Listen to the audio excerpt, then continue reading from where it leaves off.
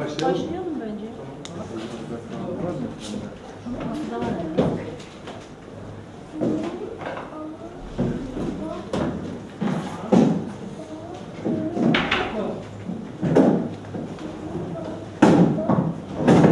Hava sıcak galiba değil mi? İnsanlar kırlara çıktılar yani.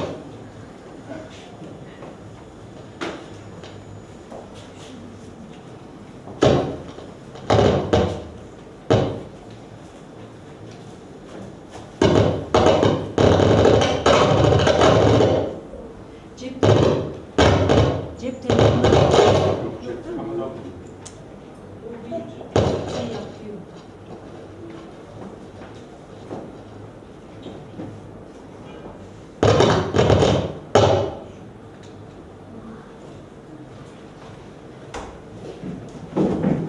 مهمان عزیز خیراتون سلسله çabalamadım. Hoş gelmişsiniz. Sıcak bir bu kadar arkadaşın gelmesi gerçekten sevindirici. Yaradılan sevindim. Seminere dizisinin 15. toplantısı aslında Dönüşçü Vakfı tarafından devam ediliyor. Kendilerine buradan çok teşekkür ederim. Bu seminerler dizisini başarıyla yürüttükleri için. Bugünkü konumuz kurumlaşmasının 1990'dan sonraki kaydı. İbrahim Bey şey olabilir, rahat olabilir. Konuşmayı çok fazla uzatmıyoruz çünkü genelde moderatörler konuşmacılardan fazla konuşuyor. Bugünkü seminere başlamadan evvel İbrahim Gürbüz'ü tanıtmak önemlidir çünkü konuyla direkt ilişkisi var. İbrahim Gürbüz, Anadolu Üniversitesi Kimya Mühendisliğini bitirdikten sonra bir dönem öğretmenlik yapmış. Sonra İstanbul Arkeoloji Müzesi'nde kimya mühendisi olarak çalışmış. Daha sonra ticaretle uğraşmış, siyasette bir içinde yer almış. Her şeyden önce kültür kurumlarının öncülüğünü yapmış. Mesutami Kültür Merkezi, Kürt Enstitüsü, Kültür Vakfı, İsmail Beşikçi Vakfı, Şeyh Said Vakfı'nın kurucularından. Yani kurumlaşmanın hem ekonomik kurumlaşmanın, hem siyasal kurumlaşmanın, kültürel kurumlaşmanın Musa Antep'in deyimiyle hem tanıtlarını hem de sanatlarını yapmış bir insan. Bu nedenle önemli. Peki kurumsallaşma neden önemli? Neden biz bugünkü bu konuya bu kadar önem veriyoruz? Bir söz var, insanlar geçici, kurumlar kalıcı derler. Yani kurumlar toplumların miraslarını korur, onları diğer kuşaklara devreder ve sürekliliğini sağlar. Toplumların yeniden üretilmesine katkıda bulunurlar. Özellikle sosyal bilimlerde ya da sosyolojide aile, okul, devlet, bütün bu bürokratik ve bürokratik olmayan kurumlar sosyolojinin temel analiz konularından biridir. Halen günümüzde sosyolojide devam eden iki tane ana akım var. Yani toplumsal devinimi, gelişimi sağlayan yapı mıdır yoksa yani faktörler mi yoksa aktörler mi? Yapısalcılarla işlevciler arasında hala bitmemiş bir şey var, tartışma var. Bu açıdan kurumlar bizim şekillenmemizde de önemli bir yere sahiptir. Son olarak aslında bu konu bir yüksek lisans ve doktora konusu bile olabilecek düzeydedir. Ben lafı fazla uzatmadan size devredeyim. Buyurun. Merhaba. Ferhat Mustafa Çavarat'ım. Şimdi değerli arkadaşlar, tabii konumuz Kürt kültürel kurumlaşmasının kısa tarihi diyelim. Aslında 1900 yıllardan itibaren ele alacağız. Bu dönemi kısa bir geçiş yapacağız. Daha sonra asıl olarak 1990'lı yıllarda Kuzey Kürdistan ve Türkiye'de kurulan ilk Kürt kurumlarına değineceğiz. Bu konuya girmeden önce bizim özellikle sivil toplum nedir? Sivil toplum kuruluşları nedir? Demokratik toplum için sivil toplum kuruluşlarının önemi, anlamı nedir? Bu konuya biraz değinmek istiyorum. Bu çok önemli çünkü. Sivil toplum kavramındaki sivil sözcüğü askeri olmayan anlamında kullanılır ve etimolojik olarak Uygar sözcüğünün eş anlamlısıdır.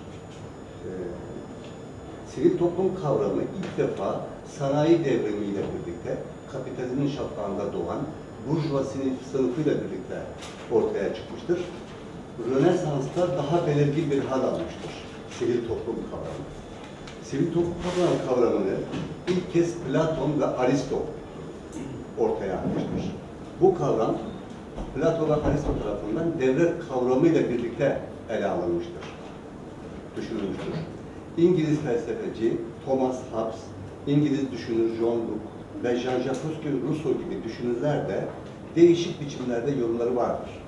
Ancak günümüz mantığına en uygun açık yorumu Hegel yapmıştır. Hegel, olaya analitik yaklaşarak sivil toplum ile siyasal toplum arasında net çizgiler ortaya koymuştur. Ayrıca devlet ile toplumu kategorik olarak ayırmıştır. Hegel'e göre devletin düzenlediği alanlar ve toplumsal ilişkiler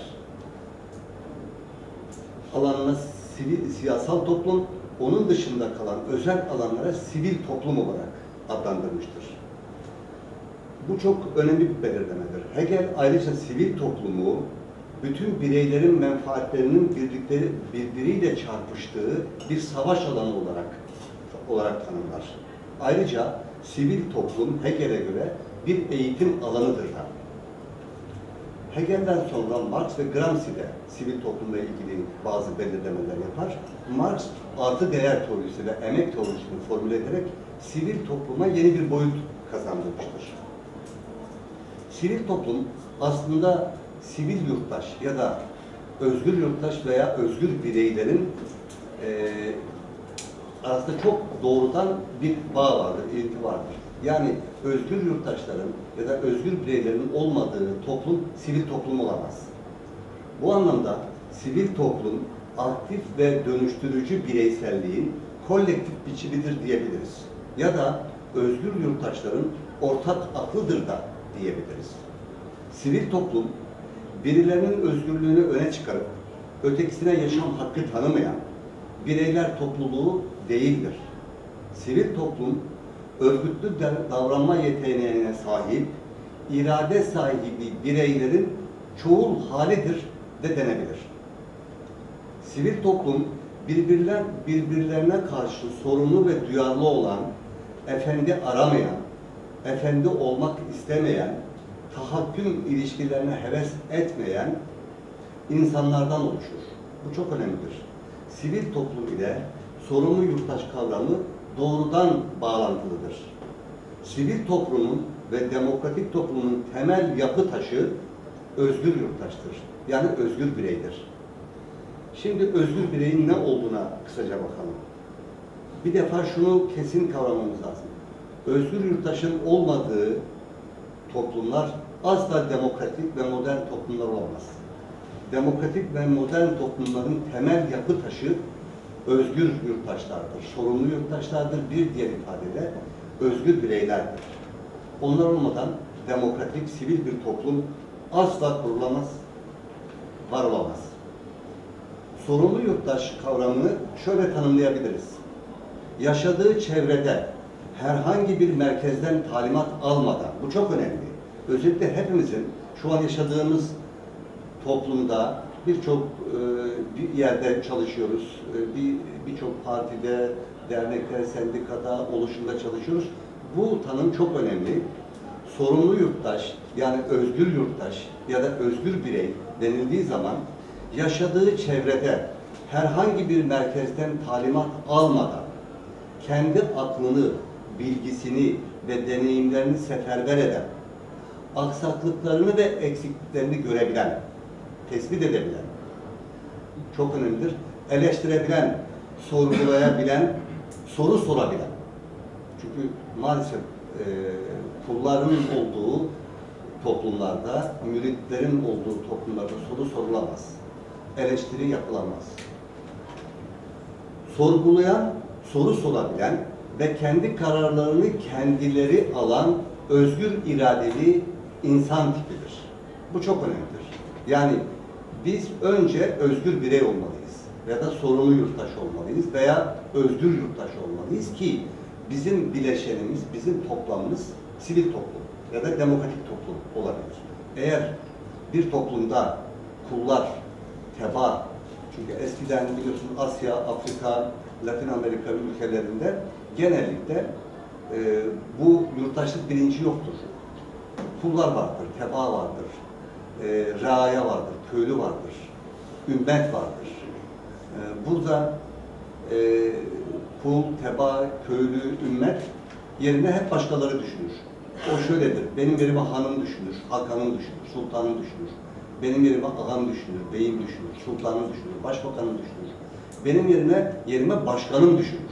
Şimdi böyle olduğu zaman oradaki insanın beyin yetenekleri ve yetisi gelişmez. Çünkü onun yerine başkaları düşünüyor ve onun yerine başkaları karar verebiliyor. Ama özgür birey, sivil yurttaş veya özgür yurttaş böyle değildir. Kendi aklı ve vicdanıyla hareket edebilen, eleştirebilen, sorgulayabilen, soru sorabilen ve kararlarını kendisi alabilen kişilerdir, insandır. Bu anlamda demokratik bir sivil toplumu inşa etmenin yolu demokratik bireysel kimlikli sivil yurttaşların temel yapı taşı olarak ortaya çıkması lazım. Eğer bu ortaya çıkmazsa asla demokratik bir sivil bir toplumdan bahsedilemez. Genelde Kürt toplumu içerisinde, Türkiye'de hep demokrasiden bahsedilir. Demokratik kavramı çok kullanılır. Ama orada gerçekten özgür yurttaş var mı? Orada özgür birey var mı diye sormak gerekiyor diye düşünüyorum. Tabii sivil toplumu ideolojik toplumla da karıştırmamak lazım. İdeolojik toplum devletin öncülüğünde ve resmi bir ideoloji tarafından güdülen, toplumsal farklılığa ve renkliliğe müsaade etmeyen, devletin yüce varlığıyla bütünleşmiş, bu örgütün de yüce varlığıyla bütünleşmiş olarak da algılanabilir. Organik ve homojen bir toplumdur. İdeolojik toplumlar böyledir. Tabii ki bu toplumlar örnek olarak faşist toplumlar, faşist yönetimlerin idare olduğu ya da proletarya diktatörlüğünün olduğu ya da teokratik dinsel diktatörlüklerin veya antidemokratik diktatörlüklerin olduğu toplumlara biz örnek verebiliriz. Bir ülkenin ya da bir toplumun demokratik olmasının ölçütlerinden biri kuşkusuz sivil toplum kuruluşlarının niceliği ve niteliğiyle alakalıdır. Bakın Türkiye'ye baktığınız zaman 80.757 dernek olduğunu görüyoruz. Sivil toplum kuruluşu. Bunların da büyük bir çoğunluğu, %80 diyebiliriz, militer kurumlardır. Bunlar gerçek anlamda sivil toplum kuruluşları değildir. Bu Almanya'da 2.100.000 kuruluşa, Almanya'da 2.100.000 kuruluş var. Türkiye'de ise 80.750 kuruluş var, dernek var. Fransa'da ise 1.470.000 tane var. Bu da bizim o 80.757 derneğin ya da kurum ya da kuruluşun büyük bir kısmında militer olduğunu düşünürsek olayın vahabeti çok açık bir şekilde ortadadır. Tabii Kürdistan'da buna baktığımız zaman, Kuzey Kürdistan'da bu sayı çok çok daha azdır. Ve bunların da mutlaka büyük bir kısmı herhangi bir siyasi partinin ya da örgütün ya da akımın yanında, kıyısında, kenarında veya onların inisiyatifinde hareket ettiğini görürüz. Şimdi Kürt kültürel kurumlaşmasının tarihsel süreç içerisinde gelişimine geçelim. Tabii Kürt toplumu, Kürt coğrafyası, Türk, Arap ve Fars sömürgeci devletlerinin Kürt toplumu üzerinde kültürel, sanatsal, tarihsel, arkeolojik değerlerinin tahribatı ve yağmalanması ile ilgili ve asimilasyonu ile ilgili konu çok önemlidir. Bunu 3 başlık altında toplamak istiyorum. Bunları biz görmeden Kürt kurumlaşmasının ne anlam ifade ettiğini göremeyiz. Bu anlamda bu 3 başlık çok önemlidir. Kürdistan'ın arkeolojik devletleri, arkeolojik değerleri tahrip edildi. Evet, Türk, Arap ve Farslar, Kürt toplumunu çağrıştıran bütün değerleri yok etmeyi ve asimile etmeyi hedeflediler. Onun için de Kürdistan'ın 4 parçasında tarih bilincinin, toplum bilincinin ve özellikle ulus bilincinin oluşmaması için bu toplumu kökünden koparmak, arkeolojik ve tarihsel köklerinden koparmak için her yola başvurmuşlardır. Yol yapımı, örneğin Kürdistan'da yapılan yol yapımı, baraj yapımı, tarihi eserlerin imha edilmesi, hatta depremler bile Kürtlüğün ortadan kaldırılması için kullanılmıştır. Burada çok sayıda, ben kendim arkeoloji müzesinde çalıştım ve arkeoloji müzesinde restorasyon ve konservasyon laboratuvarında çalıştım. Tarihi eserlerin kimyasal yollarla korunması işini yaptım. Bu benim bu anlamda çok ilgimi çekiyordu. Gerek Kuzey Kürdistan'da ve gerek Kürdistan'ın diğer parçalarında çok sayıda arkeolojik kazı, tarihi eser, arkeolojik eser bu sömürgeci devletler tarafından imha edilmiştir. Örneğin Nevala Çori, Samsak kazıları, Göbekli Tepe kazıları, Hasankeyf, inanılmaz bir uygarlık ve Zeugma gibi birçok arkeolojik kazı ve arkeolojik yer, Atatürk Barajı, Keban Barajı ve Karakaya Barajı gibi barajlarla ve ayrıca GAP projesiyle sular altında bırakılmıştır. Büyük oranda sular altında bırakılmıştır. Tabii şimdi burada şu denecektir. Bu barajların yapılış amacı enerji üretmek veya sulama yapmak, işte teknoloji getirmek değildir. Asla değildir. Buradaki amaç Kürtlere, Ermenilere, Süryanilere ait Kuzey Kürdistan'da bütün bu halkların, bu kültürlerin değerlerini, kültürel ve arkeolojik değerlerini ortadan kaldırmaktır. Amaç Kürtlüğü ortadan kaldırmaktır. Ve Cumhuriyet tarihi boyunca özellikle umumi müfettişlikler raporlarını incelediğimizde, onların bürokrasinin kendi aralarındaki yazışmaları incelediğimizde onlarca ve yüzlerce raporu görebiliriz ve buralarda çok açık bir şekilde bunu belirtmektedir. Örneğin o dönemde Cumhuriyet dönemi, Kemalist iktidarın olduğu dönemde bir deprem olur. Bu depremde Abidin Özmen bürokrasi çok üst düzey yöneticilere rapor sunar. Der ki deprem oldu, tam zamanıdır.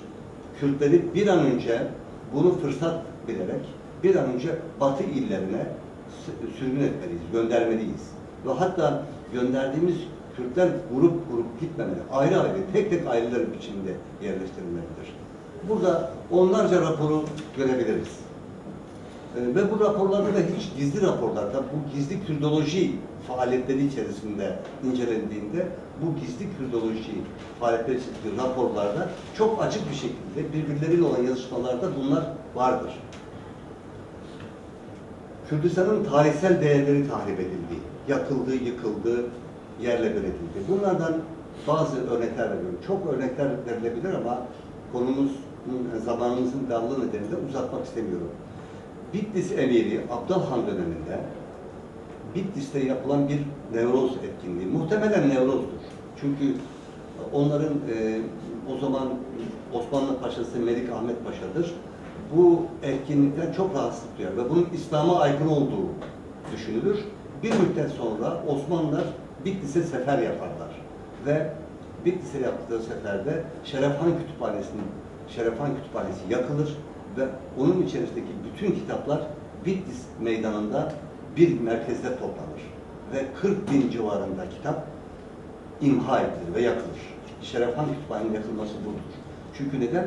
Orada Kürt toplumu kendi kültürel değerlerini yaşıyor ve bir festivalde bunu yaşıyor. Bundan rahatsızlık duyan Osmanlı beyleri ki o dönemde ulus bilinci de yok, uluslaşma da yok. Çünkü kapitalizm yok o dönemde, feodal toplum.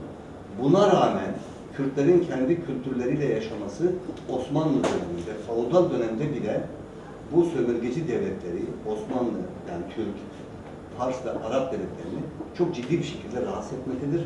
Şerefhan Kütüphanesi'nin yakılması buna çok çarpıcı bir örnektir. Aynı dönemde, yani ve daha önceki dönemlerde Mor Gabriel Kilisesi ve Kütüphanesi, orada büyük bir manastır var. Biz oraya ziyarete de gittik. Bize oranın yetkilisi, papazı şunu anlattı. Dedi ki, burası onlarca kez istila ve yağmaya maruz kaldı. Mor Gabriel Manastırı'nda Orta Doğu'nun en büyük kütüphanesi vardı. Biz kütüphane yok mu diye sorduğumuzda çok ağlamaklı bir şekilde dedi ki evet vardı.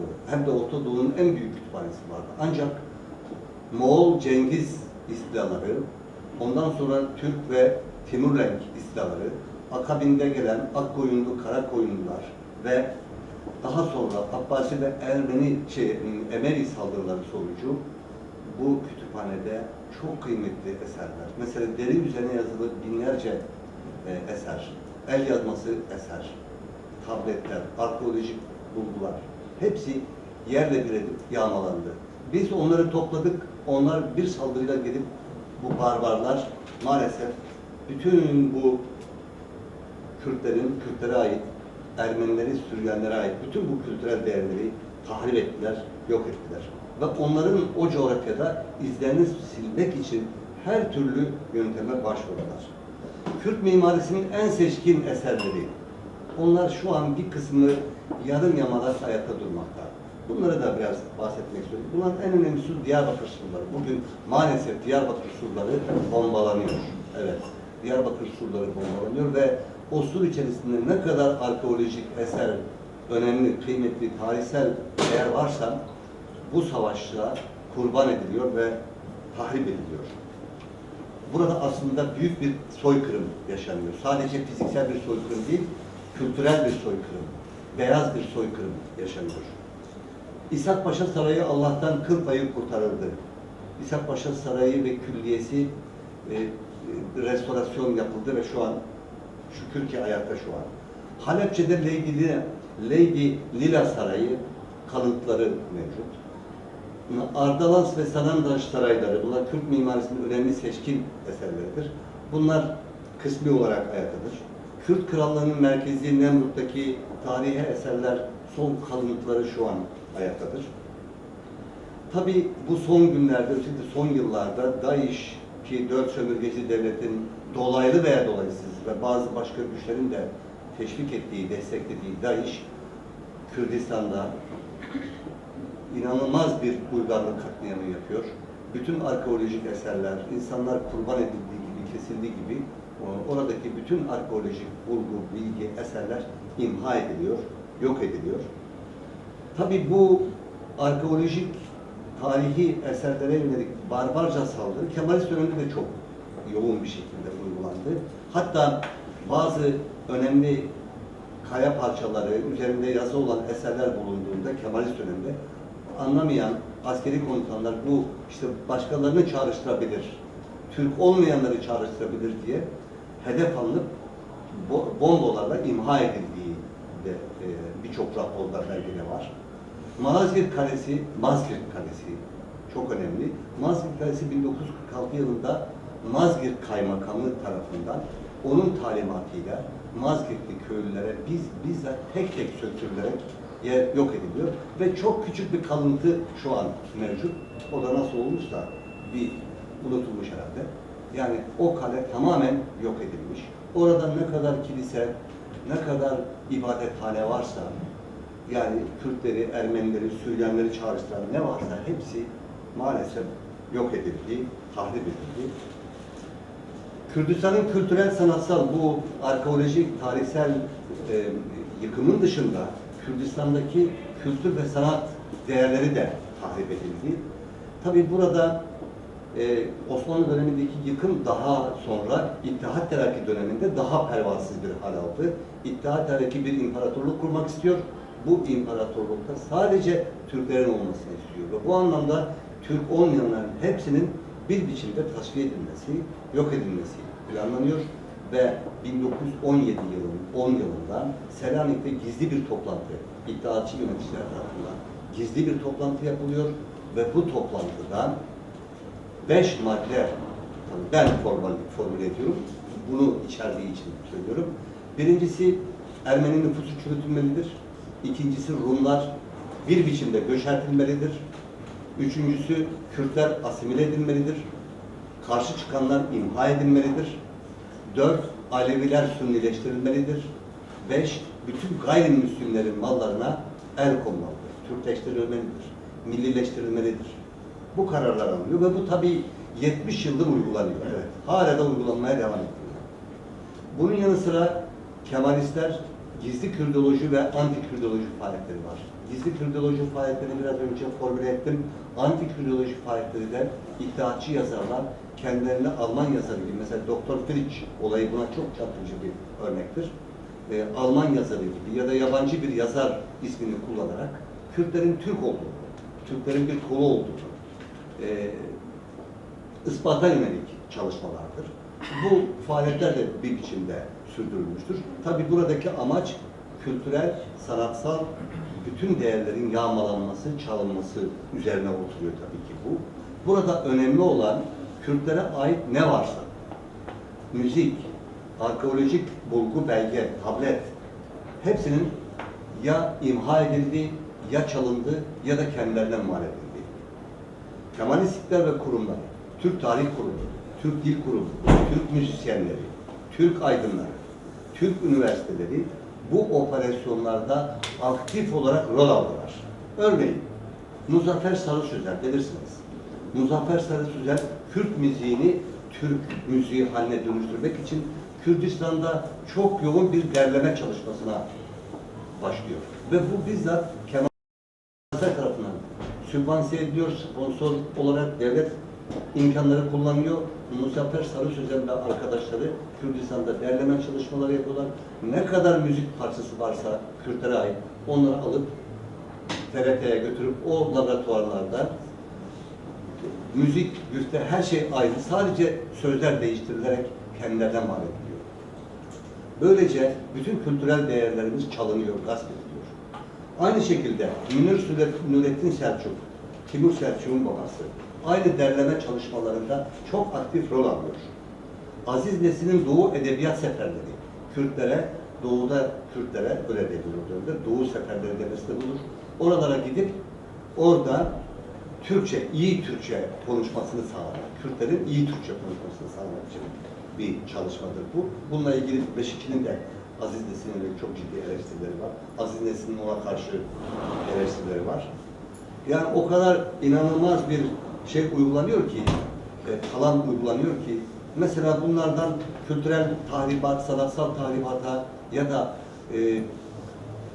oradaki anıların, o coğrafyadaki anıların yok edilmesi için bile planlar var. Mesela Munzur Vadisi, belki arkeolojik eserler yok orada ama orada anılar var. Orada yaşanmış anılar var. Nedir bu anılar? Dersim soykırımında yaşanan birçok olay var, anı var, katliam yerleri var, katliam izleri var. Şimdi eğer siz Munzur Vadisi'ne bir baraj kurarsanız oradaki bütün anıları yok etmiş olursunuz.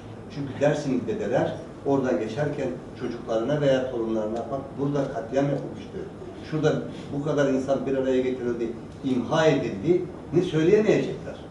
Oradaki tabii bütün ekolojik denge bunlar bir yana ama asıl önemli olan Dersimlilerin bilincinde tarih bilinci, kendi kökünden koparmak açısından tarih bilincini yok etmek. Oradaki yaşanan olayları silmek, sulara gömmek amaçlı yapılan bir planlamadır. Fırat ve Dicle nehirleri arasında üzerinde kurulan bütün barajların esas nedeni enerji falan değildir. Kürt, Ermeni, Süryani ve bütün kültürlerin izlerini tarihten ve belleklerden silmektir. Örneğin Türk müzisyenlerinin yaptıkları hırsızlıklara yönelik birkaç tane örnek vermek istiyorum. O demin de bahsettiğim Muzaffer Sarı Sözer'in, Selçuk ve benzerlerinin yaptığı gibi aynı zamanda Kürt müzisyenler de bu asimilasyonda yer alıyor. Mesela Celal Güzelses, Diyarbakır'da en ünlü şarkıcı Celal Güzelses, İbrahim Tatlıses bu asimilasyonda çok ciddi rol alıyorlar. Örneğin Tahsin Taha'nın Rabe Cotyar şarkısı Mehmet Özbek Beyaz Gül Kırmızı Gül diye çevriliyor. Biliyorsunuz ya Beyaz Gül Kırmızı Gül şarkısı. Hasan Cizravi'nin Eskevokum şarkısı Celal Güzelses tarafından Hele yar zalim yar, hain yar biçiminde çevrilmiş. Anonim bir Kürtçe Ahmet Sezgin tarafından Ay akşamlar ışıktır şeklinde çevrilmiş. Gülistan Perver'in Lo Verde şarkısı Makaram Sarı Bağlar biçiminde çevrilmiş. Bunlar uzatılabilir. En önemlilerinden bir tanesi Rüşteme İsko'nun Müntedit bu şarkısı Neşet Erteş tarafından Gönül Dağı olarak çevrilmiş ki en büyük Türk müzisyen ustalarından biridir. O bile Rüşteme İsko'nun şarkısını izlerseniz, dinlerseniz çok net bir şekilde bunu görürsünüz. İbrahim Tatlıses örneğin Hasan Zirek'in Yallah Şoförü'nü Kürtçesini Türkçe yapmış. Ama Türkçe yazılar. Burada yapılan şey, bütün altyapı her şey Türkçe, sadece sözler Türkçedir. Şimdi Kürt folkloru mesela, Kürt folkloru Türk folkloru olarak dünyada hep tanıtılır. Belki 100 yıldır bu böyle yapılır. Dünyanın birçok yerinde folklor yarışmalarına Türkiye'den giden folklor ekipleri görüldüğünüzde Diyarbakır, Van, Muş, Bitlis gibi ekipler hep birinci olur. Ama bu ekipler Türk folkloru olarak tanıtılır bütün dünyada. Yani bu ne demektir? Kürt folkloru çalınmıştır, Türkleştirilmiştir, kendilerine mal edilmiştir, gasp edilmiştir. Yani Kürtlerin bütün kültürel değerleri, tarihsel değerleri, arkeolojik değerleri maalesef imha edilmiştir, çalınmıştır, yağmalanmıştır. Şimdi buna karşı 1900'lü yıllarda o dönemin Kürt aydınları, onları da burada anmak gerekir. Seyyid Abdülkadir, Prens Emin Ali Bedirhan, Ömer Cemil Paşazade, Süleymaniyeli Abdülkerim, Abdullah Cevdet, Müküstü Hamza, Mevlanazade Rıfat, Celadet Bedirhan, Kamran Bedirhan, Mithat Bedirhan, Abdurrahman Bedirhan gibi birçok önemli, Osman Sebri, Memduh Selim gibi bu Kürt aydınları, Hacı Kadir Kuyi, Halil Hayali, bunlar çok 1900'lü yıllarda önemli kurumlar kurdular. Bunları da çok kısaca anlatıp asıl 1900'lere geçeceğim. Ne kadar oldu bilmiyorum. Var. Var değil mi? Yarım saat oldu mu? Yarım saat. 25 dakika oldu. Tamam. 1908'de kurulan Kürt Tebayün ve Terakki Cemiyeti. Bu cemiyeti Seyyid Abdülkadir ve Emin Ali Bedirhan tarafından bu cemiyet kuruldu ve bu cemiyet aynı zamanda bir gazetede çıkardı. 6 Haziran 1913 yılında Kürt Talebe Hevi Cemiyeti kuruldu. Kurucusu Ömer Cemil Paşazade, Diyarbakırlı. Çıkardığı bu cemiyetin bünyesinde 2 tane dergi var. Roji Kürt ve Heteva Kürt. Roji Kürt, Süleymaniyeli Abdülkerim ve Abdullah Cevdet tarafından kuruluyor. Heteva Kürt, Müküstü Hamza, Abdullah Cevdet ve Mevlanazade Rıfat tarafından kuruluyor. Çok önemli bir dergi Havar dergisi. Burada da zaten Kürt, bunların hepsi Kürt edebiyat, sanat dergileri, tarih dergileri. Havar dergisi Celadet Bedirhan ve Kamran Bedirhan tarafından kuruluyor ve Şam'da çıkarılıyor. Ronahi dergisi 1942 ve 1944 yılında kuruluyor. Mir Celadet Bedirhan tarafından Şam'da yayınlanmıştır. Tabi burada Osman Sabri Cigerkun, Hasan Hişyar da yazılar yazıyor. Jin dergisi Ekim 1918 yılında Müküstü Hamza. Bu Müküstü Hamza'yı çok yerde görüyoruz. Ve Memduh Selim tarafından çıkarılıyor. 25 sayı çıkıyor bu dergi, Jin dergisi. Jiyan dergisi Piremer tarafından, Süleymaniyeli, Süleyman Tevfik aslında ismi tarafından çıkarılıyor ve 1926-36 arasında yayınlanıyor. Dergi Sanat, Kültür ve Edebiyat Dergisidir. Ster dergisi 1943 yılında Doktor Kamran Bedirhan tarafından çıkarılıyor. Bedirhanların Kürt kültür tarihinde dil, edebiyat, tarih alanında çok büyük katkıları, çok büyük rolleri var. Bunları burada yad etmek istiyoruz. Beyrut'ta yayınlanmıştır. 3 sayı yayınlanıyor. Bunun dışında Kürdistan Gazetesi, Yekun Gazetesi, Amida Kürt Gazetesi, Rojanlu Gazetesi var. Bunlara detaylarına girmiyorum. Burada asıl konumuza geliyoruz. 1990'lı yıllarda Kürt Kurumlaşması. Yani bizzat benim de kendimin içinde yer aldığım bir süreç bu. Biliyorsunuz 1970'li yıllarda ve 80'li yıllarda Marksist-Leninist düşüncenin çok tartışıldığı dönemde, üniversitelerde, ulusların kendi kademi tayin hakkı da çok tartışıldı, çok konuşuldu. Ben de o dönemde üniversite öğrencisiydim.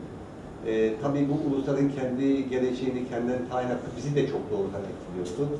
Ve bunun üzerinde çok yoğunlaşma içerisindeydik. Daha sonra 12 Eylül darbesi geldi, içeri düştük, çıktık. Daha sonra tabii 1984'te ben cezaevindeydim. Bu PKK'nın önderliğinde, öncülüğünde başlayan Şendinli ayaklanması. Tabii 1983'te de Paris Kürt Enstitüsü'nün kuruluşu çok önemli bir etki yaptı. Ben içerideyim o zaman. Bayrampaşa Ücretli cezaevindeyim. Bir gazetede küçük bir yazı olarak gördüm. Paris'e bir Kürt Enstitüsü kuruldu. İşte Nezan Kendal, Yılmaz Güney taraf, onların öncülüğünde kurulan bir enstitü. Bu beni çok etkilemişti. Tabii 83'teydi bu enstitünün kuruluşu. 84'te PKK'nın bu atılımından sonra şunu görebiliyoruz. Bütün Kürdistan'ın her parçasında siyasal alanda inanılmaz özgürlük var. Askeri alanda çok ciddi gelişmeler var. Ama kendi kendine, tabii cezaevinde, hücrede, tek bir kişilik hücrede kalıyorum o zaman. 1,5 yıl süren bir tek kişilik hücredeydim. Şunu düşünüyorsun, bir alan var boş. Bu alanda hiçbir şey yok ama bir kıvılcım atılmış. İşte Paris'te bir Kürt enstitüsü kurulmuş. Fakat o gün o haberde bir nota çekiliyor. Türk hükümeti tarafından Fransa'ya. Ondan rahatsızlanıyorlar. Daha sonra bu konuya ilişkin gerekirse başka çok örnek var buna ilişkin. Yani Kürtlere ilişkin en ufak bir adım, en ufak bir oluşum devleti, resmi ideolojiyi çok rahatsız ediyor ve hemen nota çekiyor. Paris'e bir enstitü kurmuş. Sana ne? Ama rahatsız oluyor. Bu bizim ulusal güvenliğimizi tehdit ediyor diye Fransa hükümetine nota çekiyor. Bunun başka örneklerini de verebiliriz. Ben 1985 yılında cezaevinden sonra kendi ekonomik örgütlememi yaptım ve hep aklımda olan bir şey vardı. Türklerin nesi varsa bizim de olsun gibi bir mantık var. Yani eğer Türklerin okulları varsa bizim de olsun. Onların kültür merkezleri varsa bizim de olsun. Enstitüleri varsa bizim de olsun. Yani Amerika'yı yeniden keşfetmenin anlamı yok. Çok basit. Onlara ait ne varsa bizim de olsun. Biz de bir milletiz. Onlar da bir millet. O zaman bizim de olsun. Bu mantıkla yola çıktım ve 1988-89 yılında çeşitli aydın çevreleriyle, kurumlarla ilişkiler içerisine girdim ve bir kültür merkezi kurmak istediğimi kendimle paylaştım ve o dönemde bir grup arkadaşla bir araya geldik ve onlara da ismini söylemek istiyorum. Cemil Özen, bu tiyatrocu, Mışko oyununu yazan arkadaş, ilk kez Türkiye'de Ortaköy Kültür Merkezi'nde ilk kez bir Kürt tiyatrosu sergilendi. 1992'de onun yönetmeni, hazırlayıcısı Cemil Hoca, Cemil Özen, ressam Fevzi Bilge, hukuk öğrencisi İhsan Dört Kardeş ve Cabbar Gezici, bu Özgür Halk'ta çalışıyordu. Bu arkadaşlarla biz bir girişim komitesi kurduk ve bir kültür merkezi kurulmalıydı. Kültür merkezinin adı henüz net değildi. Benim kafamda bir isim vardı ama net değildi. Onlarla yaptığımız görüşmeler neticesinde önce kültür merkezi nasıl bir kültür merkezi olmalıdır diye konuştuk. Evet, tahrip edilmiş, yağmalanmış bütün kültürel değerlerimizin merkezileştirilmesi, toparlanması ve geliştirilmesi amacıyla bir kültür merkezi kurulmalıydı. Çünkü demin sunumda yaptığım gibi bütün değerlerimiz tahrip edilmiş, yağmalanmış, bunların toparlanması, merkezileştirilmesi ve bu boş alanın kurum haline örgütlenmesi gerekiyordu. Böyle bir kültür merkezi olmalıydı ve bu kültür merkezi siyasal bir angajman içerisinde olmamalıydı. Tıpkı Beşikçi Vakfı gibi. Yani herhangi bir siyasal angajman içerisinde olmayan ulusal kültürel bir kurum olmalıydı ve bu mantıkla kurduk. Burada bende çok sayıda gazete var. O gazetelere baktım ben. Oradaki demeçlere, oradaki röportajlara baktım. Bizimle yapılan röportajların hepsinde bu bahsediliyor. kesinlikle bu kültür merkezi ulusal ve kültürel bir kurum olmalıdır. İnsanların farklı ideolojileri olabilir, farklı düşünceleri olabilir, farklı siyasi partilere ve gruplara sempati de duyabilir. Ancak bunu dışarıda bırakmalı.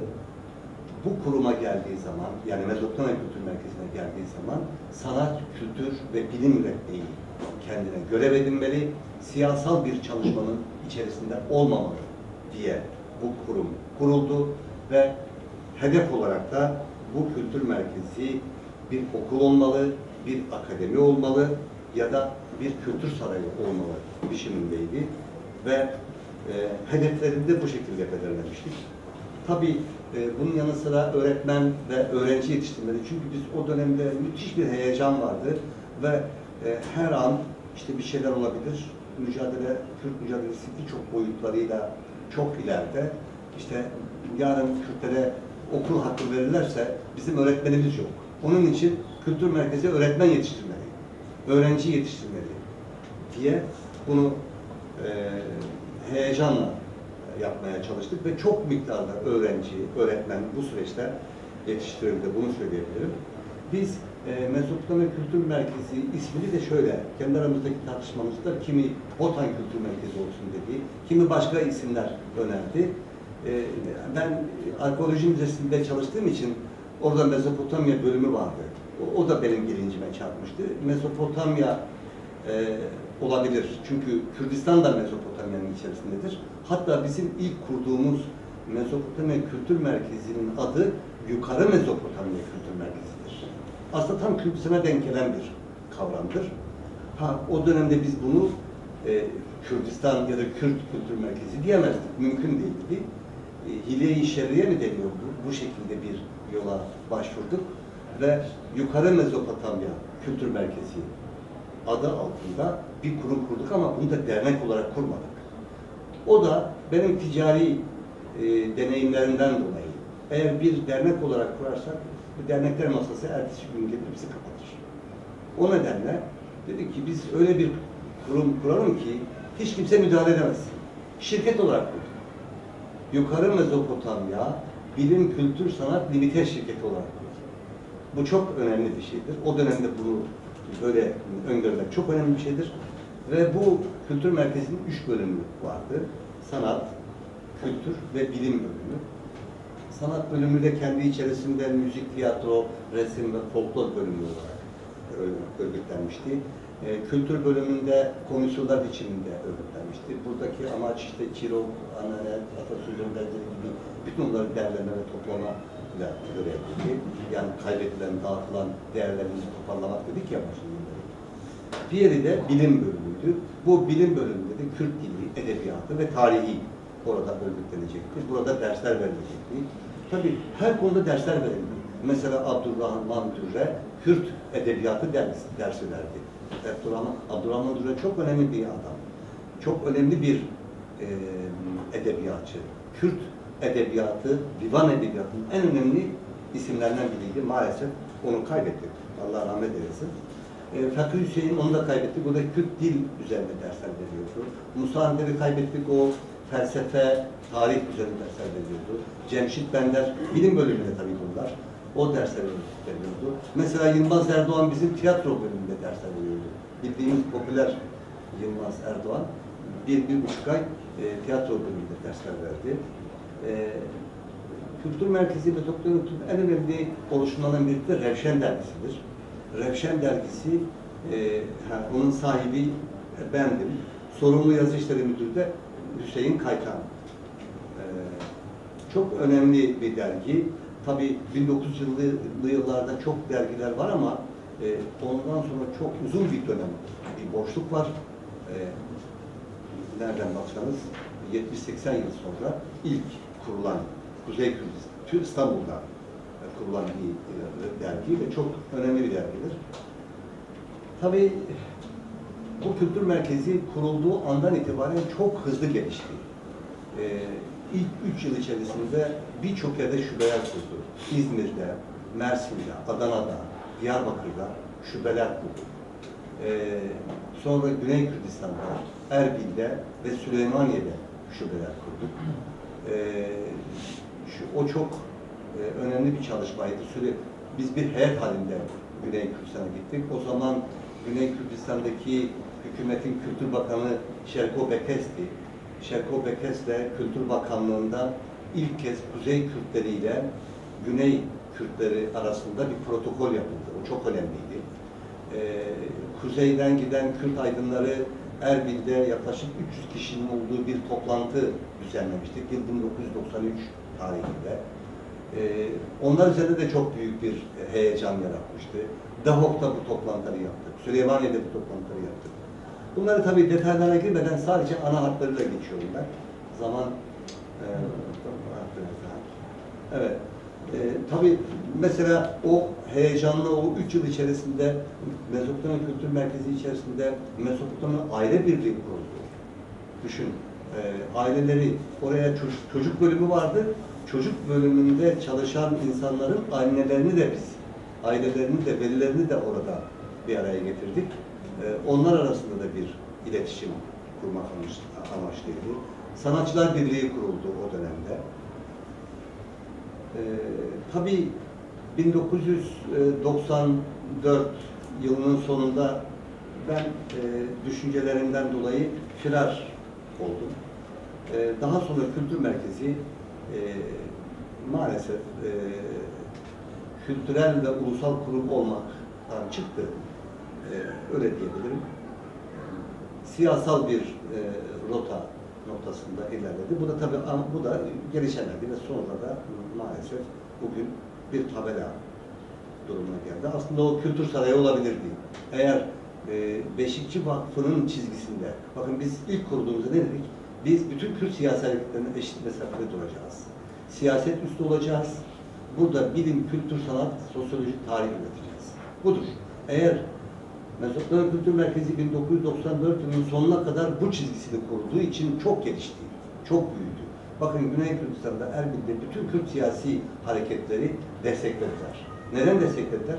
Çünkü ulusal ve kültürel kurum olacağımızı söyledik onlara. Onun için desteklediler. Müthiş bir sinerji yarattı ve Kuzey Kürtleri ile Güney Kürtleri, Doğu Batı Kürtleri arasında bir kültür birliği, bir dil birliğinde eğer o yaşasaydı, ulusal kültürel kurum olarak o günden itibaren aynı rotayı sürdürebilseydi, bugün gerçekten Kürtler arasında hala yaşana gelen dil sorunu, alfabe sorunu, kültür sorununa çok önemli mesafeler kat edilebilirdi. Bu yapılan yıl 1993. Biz 2016'dayız. Bu kadar büyük bir zaman. 25 yıl mı oluyor?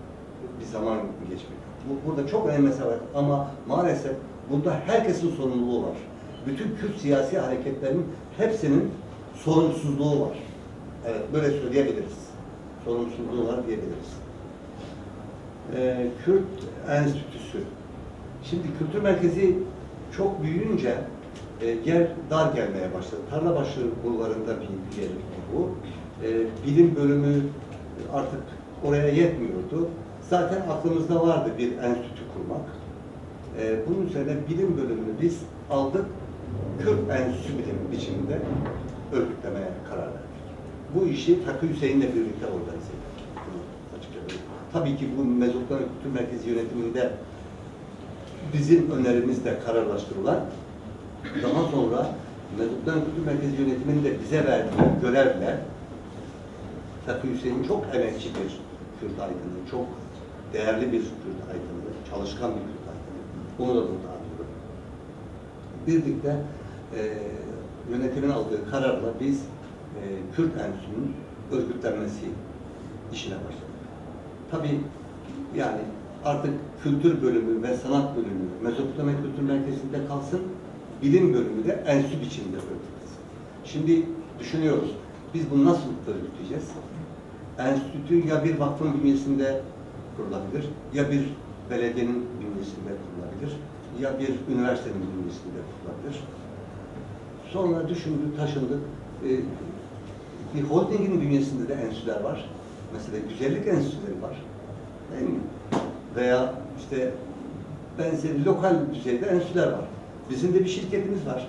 Yukarı Mezopotamya Kültür Merkezi Limited şirketi. Bunun bünyesinde biz bir araştırma merkezi kuralım dedik ve bu araştırma merkezinin adını da Enstitüya Kürdi, Kürt Enstitüsü dedik. Yasal hiçbir sorun yok. Bu şekilde karar verdik ve Fethi Hoca ile birlikte toplantının organize işine başladık.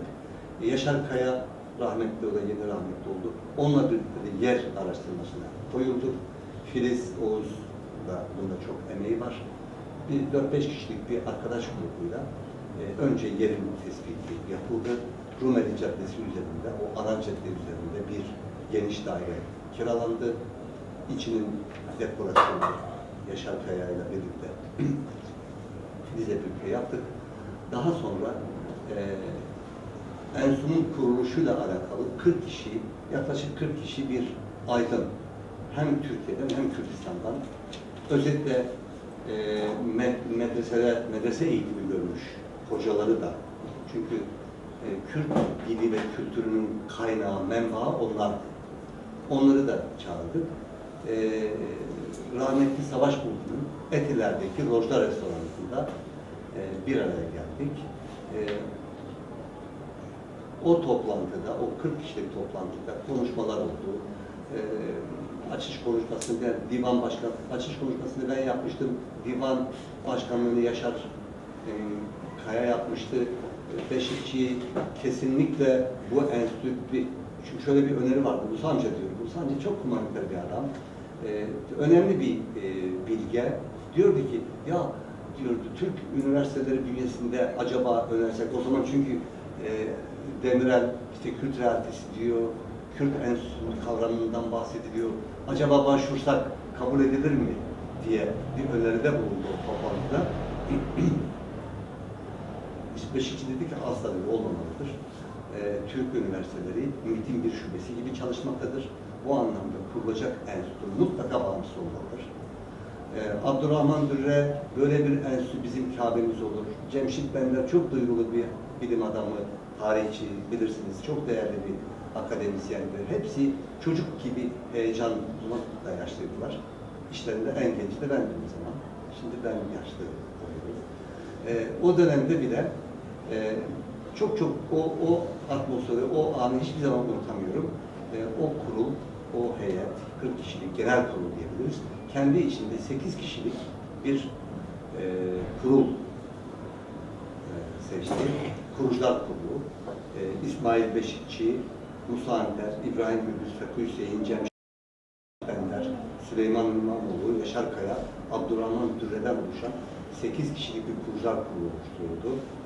Ve 18 Nisan'da da enstitünün kuruluşunun yapılacağı deklare edildi. Ve 18 Nisan'da Rumeli Caddesi üzerindeki güzel o nezih yerde Kürt enstitüsünün kocaman bir tabela yaptık. Biraz da bilinçli yaptık aslında. Yani Enstitüya Kürdi, altta da Kürt Enstitüsü yazıyordu. En altta da küçük. Yukarı Mezopotamya Kültür Sanat Ünite Şirketi diye yazdık. Yani görülmeyecek şekilde yazdık tabii. Açılış yapıldı. Açılıştan hemen kısa bir müddet sonra polis geldi. İstanbul Emniyet Müdür Muavini bizzat kendisi geldi. Dedi, bu nedir dedik. Enstitü. Bunu derhal kaldıracaksınız dedi. Hayır biz kaldırmayız. Ama bu yasal değil. Hayır yasal. Bak yukarı Mezopotamya Ünite Şirketi, bu da bunun bünyesinde Ticaret Kanunu'nun 39. maddesi gereği kendi bünyemizde bir araştırma merkezi kurmuşuz. Adı da bunun ünvanı. Her şeyin bir ünvanı olur ya. Bunun da ünvanı Enstitüya Kürdi. Kürt Enstitüsü. Hayır dediler, buna asla izin vermiyoruz. Tabii çok kaba bir şekilde yaklaşmadılar. Dedik biz asla, hepimiz tepki gösterdik. Bunu asla kaldırmayız. Ama siz istiyorsanız kendiniz kaldırın. Hayır diyor, siz kaldırın. Kapının üzerine bunu yazabilirsiniz. Küçük bir tabela biçiminde yazabilirsiniz dediler. Biz kaldırmayız. Onlar onu kaldırdılar. Tabii bu çok yoğun bir kalabalık vardı. Yani anlatamam. Çok yoğun bir kalabalık. Bunun videoları gerçi var. Var. Bu toplantıda coşkuyla devam etti. Sadece tabelayı indirip götürdüler. Tabii enstitünün yaptığı çok önemli bir çalışma Zenk dergisidir. Bunu belirteyim hemen. Çok önemli konferanslarda bulunduk o dönemde. Kürt Kültür Konferansı, Çağan Sarayı'nda Yeşiller Grubu'nun Bilal'la yaptığı bir konferans var. Belçika'da, Brüksel'de Kuzeybatı Kürtistan Konferansı'nda hem enstitü hem mekanlar hepsi temsil edildi. Birçok şey var, bunlara geçiyorum. Biz tabii bu iki kurumu yaşatabilmek için bir vakıf kurmamız gerektiği fikri zaten vardı. Onu da oluşturmak için çok sayıda siyasetçinin de olduğu, Hatip Dicle, Leyla Zana, Ahmet Türk, birçok yazar, çizer, aydın, herkesin katıldığı bir senet oluşturduk. Kürt Kültür Vakfı girişimi. Bu mahkemeye başvuruldu, kabul edilmedi. Kürt kelimesinden dolayı kabul edilmedi. Daha sonra biz bunun ismini değiştirdik, Mezopotamya Kültür Vakfı yaptık. Onu da kabul etmediler. Artık uyandılar herhalde. Onu da kabul etmediler. Bir başka girişimimiz, zaman daraldığı için diyorum, belki sorularda cevap veririm. Şeyh Said Vakfı girişimidir. O da çok önemlidir.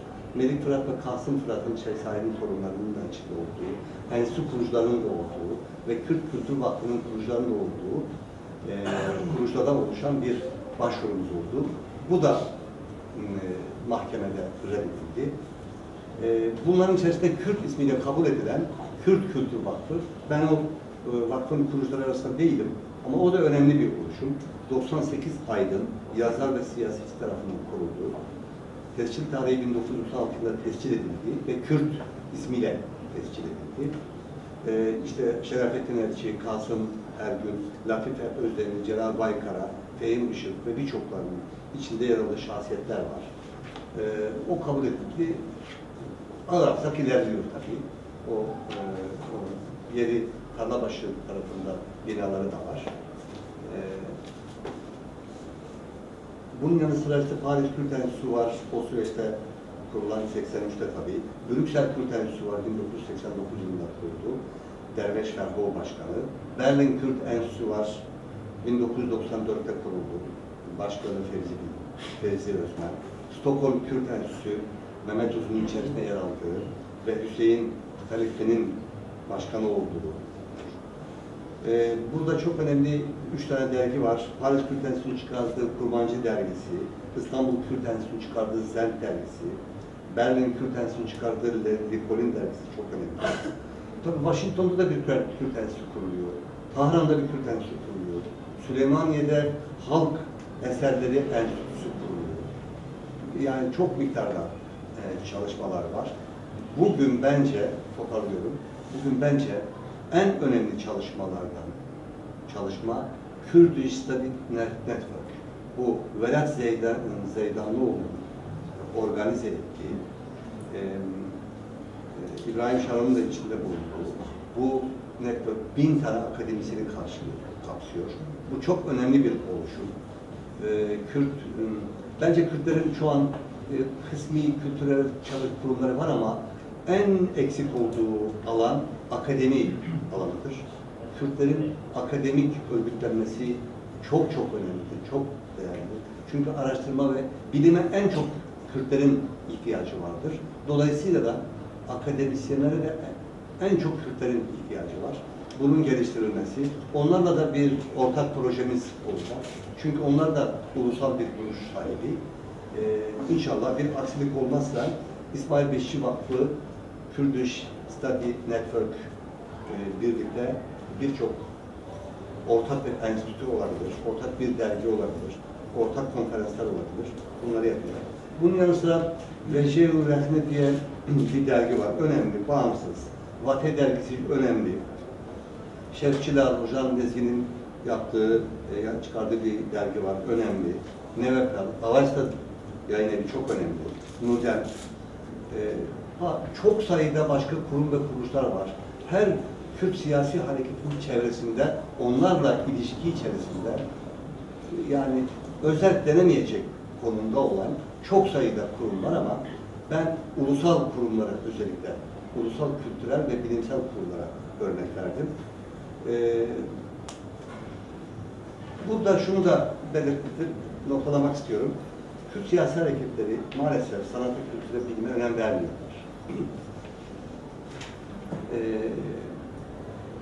Kürt milli burjuvazisi de önem vermiyor. Kürt milli burjuvazisi yoksa, Kürtlerin zenginleri var. Bir Kürt zengini gider Çırağan Sarayı'nda bir kahvaltıya 2000 euro verir veya bir düğüne 600 bin dolar verir ama kendi dili, kültürü, sanatı ve edebiyatı için kuruş vermez. Kuruş vermez. Oysa ulusal kültürel kurumlar, dil, tarih, sanat, edebiyat, bu alandaki kurumları burjuvalar öncülük eder. Bütün dünyada hocam burjuvalar değil midir öncülük eder? Ama maalesef bizde böyle bir şey yok. Bizde tek tek bizim gibi esnaf, ufak tefek ticarete uğraşan insanlar işte bireysel çabalarıyla bir şeyler yapmaya çalışıyor. Ama maalesef Kürt burjuvaları bu konuda hiçbir çaba. Bilinci de yok. Kürt siyasi hareketlerin hiçbirinde, Kuzey, Doğu, Güney, Batı hiç fark etmez. Ulusal kültürel kurumlar oluşturma noktasında hiçbir destekleri yok. Hatta bu tür özgün, bağımsız kurumların da oluşmasından da rahatsızlık duyuyorlar. Onu da altına çizerek verir. Rahatsızlık duyuyorlar. Bu da bizim acı gerçeğimiz maalesef. Ya düşünün, geçenlerde bir televizyon kanalında, Kürt kanalında şunu ben izledim. 30 Mart günü Mahir Çayan, Kürt kanalı, Mahir Çayan anlatıyor. Ertuğrul Kürkçü saatlerce Mahir Çayan'ı anlattı. Kızıldere'yi anlattı. Nasıl kurtulduğunu anlattı. Ama 30 Mart'ta Mahabat Kürt Cumhuriyeti, yani Kürt Cumhuriyeti'nin merkezi Mahabat olan Kürt Cumhuriyeti'nin lideri Gazi Muhammed Çarşıra Meydanı'nda idam edilmişti. Ama aynı Kürt kanalı 2 saat, 3 saat Mahir Çayan'ın katledilme olayını anlatır ama Mahabat Gazi Muhammed ki onun vasiyeti bugün bütün Kürtlerin, Kürt gençlerinin kulağına küpe olmalı ve bütün Kürt gençleri o vasiyeti ezberlemelidir. Evet, ezberlemelidir. Ama Gazi Muhammed'e hiç bahsedilmedi. Ben dehşet içinde kaldım. Burada bir bilinç çarpıklığı var. Bilinç çarpıklığı var maalesef. Burada antiparantez belirteyim. Oysa roman, edebiyat, sanat, tarih, kültür çok önemli. Bakın 1970'li yıllarda hepimizi ayaklandıran, hepimizi ulusal bir coşkuya seferber eden, gark eden kimdi biliyor musunuz? Yılmaz Güney'in filmiydi. Bir sinema yapıtının ne kadar etkili olduğunu söylemek adına söylüyorum. Ve Şıvan Perver'in şarkılarıydı. Hepimizi aldı, sürükledi, uçurdu. Binlerce insanı her yere uçurdu. Dağlara uçurdu, kimilerini nerelere götürdü değil mi? Yani sanat ve kültürün gücü, bilginin gücü çok önemli. Ama Kürtler, Kürt siyasi hareketleri maalesef sanatın, kültürün, sinemanın, edebiyatın, tiyatronun, müziğin gücünün farkında değiller. Onlara hiç ödenek ayrıkları da yok. Ben konuşmamı Kürtlerin bir Rönesans'a ihtiyacı var. Konuşmamı Said Gazi'nin bir şiiriyle bitirmek istiyorum. Said Gazi Dersimli bir ozandır. Her ot kökünden biter. Her kuş kendi dilinde öter. Aslını inkar eden izine toz atar, siler gider. Burada ulus, tarih bilinci, toplum bilinci, vatan bilincinin en iyi vurgulayan Said Gazi'yi saygıyla anıyorum.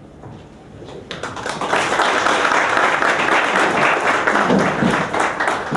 İbrahim Öngür bize bu güzel sunumundan dolayı teşekkür ediyoruz. Sorularla ve şeylere dolu, ibretle dolu bir sunum.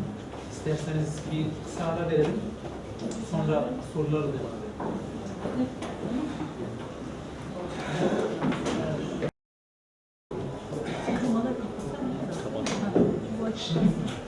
İşin heyecanlı kısmına geldik. Soru cevap bölümüne. Tek tek soru cevap verelim. Öyle daha iyi. Hani bir şeyde saptamada bulunmak isteyen, görüşlerini belirtmek isteyenler için de kısaca hani süreyi yapmadan, birbirimizin hakkına müdahale etmeden buyurun, sorusu olan ya da herhangi bir şeyle bulunmak isteyen açıklama. Hocam öncelikle sunumunuz için çok teşekkür ediyoruz. Kendilerine teşekkür ediyorum. Şimdi Kürt ulusal mücadelesini ele aldığımız zaman çok uzun bir zaman dilimi içeriyor. Yani sadece PKK veya Güney Kürdistan'da anlamında değil. Mesela Barzan isyanı 131 yaşına girdi. Bu kadar uzun bir ulusal mücadeleye sahip olan bir ulus nasıl olur da bu konuda bu kadar önemli sivil toplum kuruluşu olarak bu kadar önemli bir şeyde eksiklik yaşıyor? Yani bunu siz neye bağlıyorsunuz genel olarak? Şimdi aslında Mehmet Mustafa Barzani'nin 1970'te çok önemli bir öngörü ortaya atıyor. O dönemde 250 tane Kürt gencini alıyor Güney Kürdistan'da. Hepsini Avrupa'nın çeşitli merkezlerine, şehirlerine, Amerika'ya gönderiyor okumak için. Onlara özel burs alıyor ve gönderiyor. 250 tane öğrenci. Ve bugün Güney Kürdistan'ı idare edenler onlar. Yani Melih Mustafa çok uzak görüşlü bir lider. Fakat bunun devamı gelmiyor. Öncesi de çok fazla yok. Bu yani genel olarak Kürtlerde milli duygu eksikliği, tarih bilinci, toplum bilinci ve ulus bilinci eksikliğine bağlı. Yani parçacı bölgeci zihniyet, Kürtlerde parçacı bölgeci zihniyet egemen. Kürtler arasında ki ittifakın bir türlü gerçekleşememesinin nedeni de bu. Yani Kürtlerde henüz bir yüksek Kürt bilinci oluşmadı. Yani milli bir siyaseti oluşmadı. Buna bağlıyorum. Eğer gerçekten Kürtlerde milli bir bilinç olsaydı bu kurumlar ulusal kurumlar olurdu. Bunların çoğu herkes kendine göre bir kurum kendi çizgisinde kendi emir ve talimatları doğrultusunda bir kültür merkezi, bir enstitü, bir vakıf veya başka bir şey kurmazdı. Bakın, herkesin bir televizyonu var, her örgütün bir televizyonu var. Her örgütün kültür merkezi, bir enstitü, vakfı var ama Kürtlerin yok. Bu da ulus bilinciyle alakalı bir şey. Kürtlerin milli duygu eksikliğiyle alakalı bir şey. Ben burada bir şey ekleyebilir miyim? Şimdi bu tabii hayati bir konu. Tabii ki Kürt halkının mücadelesi yalnız Barzanilerle yüzyıldan değil, yani daha eski asırlardaki İslamları da aklımızdan çıkarmamamız lazım ve onları da her zaman anmamız gerekiyor. Şimdi tabii ki İbrahim arkadaşım söylediği tamamen doğru. Ben sadece bir ekleme yapacağım. O da şu. Şimdi ulusal bilinç gelişmediği için yeterince tabii ki bu konunun önemi üzerinde bir birlik yok ve ortak bir hareket etme bilinci de yok ve ortak bir hareket edilemiyor. Ancak böyle parçalı hareketler var. Onlardan bir tanesi de hep yad etmemiz lazım. Zaten ilk 1900'lerde gazetelerin çıkması, dergilerin çıkması, işte kültür atılımlarının yapılmasına öncülük eden Bedirhan ailesinden Kamuran Bedirhan 40'lardan itibaren Paris Kürt Enstitüsü'nün Langzor Yantal Üniversiteye bağlı, sonra ona bağlı Kürt bölümünün başında direktör olarak hayatının sonuna kadar hizmet verdi ve o dönemde benim tabii hep sondan yakaladım derim ama işte şansım sondan yakalamak da olsa kıyıdan köşeden yakalamak böyle insanları. Kamuran Bedirhan işte o tarihten daha önceleri de var tabii de o tarihten itibaren müdür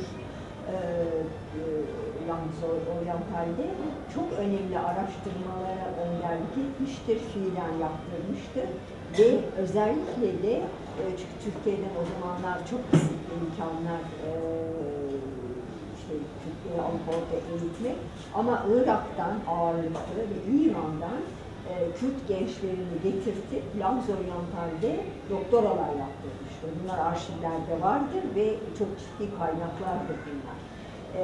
Ve araştırmacıları mutlaka bunlara müracaat etmeleri gerekir. Tabii Kanan Bedirhan ben tanıdığımda çok yaşlıydı, sonradan da maalesef kaybettik. Ondan sonra Gasunlu başına geçmişti enstitünün. O da tabii çok değerli bir kimseydi ama hepimiz biliyorsunuz işte sonradan Viyana'da öldürüldü. Ondan beri Lanz Oriental tabii ki çok köklü bir kurumdur. Fransızlar hala çok önem verirler ama o eski verimliliği yok. Bu Paris Türk Enstitüsü'nün sözünü bile etmeyeyim. O çünkü çok daha farklı işler yapan bir. Yani öbür tarafta çok ciddi bilim hala yapılmaya çalışılıyor ama eski ki bugün çok daha önemli bir konjonktür var, yapılması lazım ama işte bunlar başında olan direktörlere de bağlı. Çünkü bir siyasi, aynı zamanda siyasi bir politika bu. Ama arşivlerde çok önemli araştırmalar vardır. Mutlaka müracaat edilmesi lazım onlara. Yani bunu da hatırlatmak istedim. Teşekkürler hocam. İlhan hocam. Teşekkür ederim. Tüm emekleriniz için anlattınız. Ben Mahir Çay'ın konusuna değinmek Hocam biraz sesli. Mahir Çay'ın konusu, şimdi biliyorsunuz Öcalan Mahir Çay'ından etkilenmiş. Kızıldere'den sonra tutuklanmış. Çıktıktan sonra da karar vermiş. Bir silahlı örgüt kurmaya karar vermiş. Ve ilk iki arkadaşı da yine Türk. Dolayısıyla PKK Kürt soludur. Türkiye solundan da ayrılamıyor. Ama Selahattin Bey de Cemil Bayık da 17 Mart'ta Fazıl Muhammed'e asılmasıyla ilgili hem yani tweet en azından Selahattin Bey attı. Yani kesinlikle Kürt solu, Kürt siyasal hareketleri ne yani Molla Mustafa Barzani hareketini ya eleştirilen şeyler ve hepsini anlıyor. Hiçbir şüphe yok bu konuda, onu söylemek istedim. Teşekkür ederim. Böyle olması lazım. Bütün sorunların kaynağında Kürtlerin ulusallaşamaması var da yaptığınız tespite katılamayacağım.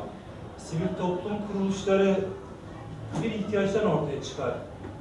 Zaten Kürt toplumu genelde Doğu toplumları aşiret yapısıyla birbirine bağlanmış bireyler olduğu için başka bir bireye yani kendi dışındaki bir bireye ihtiyaç duymuyor. Yani eğer bir cemaat olarak düşünürsek aşiretleri zaten birbirlerinin ihtiyaçlarını kendi içinde halledebiliyordu. Zaten Kürtlerin yaşadığı coğrafya şehirden çok kırsal bir kesim.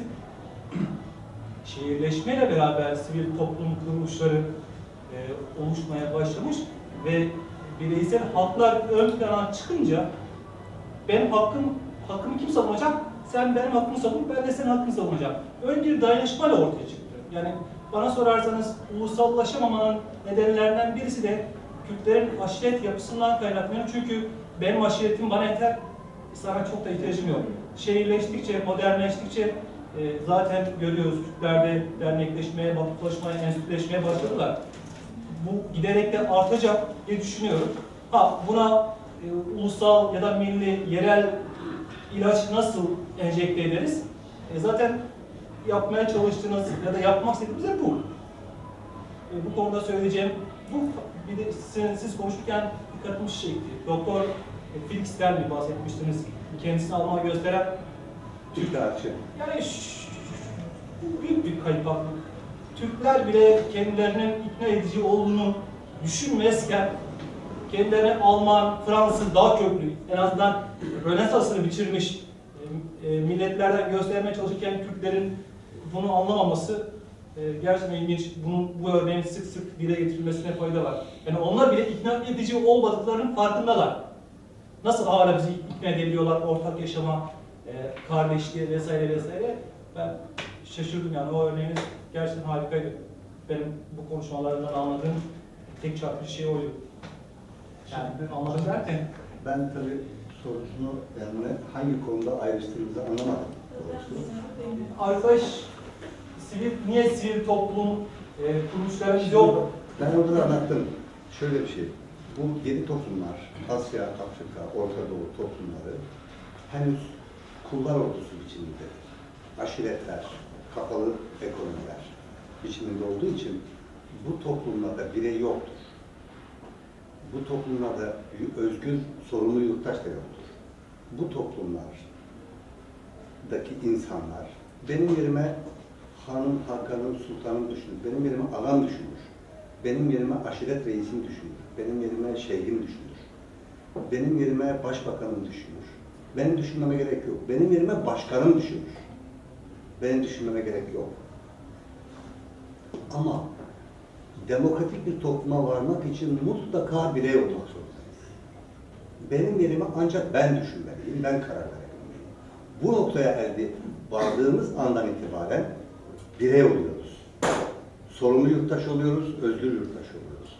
O zaman kararların sahibi de biz oluyoruz. Şimdi dikkat ederseniz Türk toplumu da hala bence kullar ulusudur, ümmet toplumudur.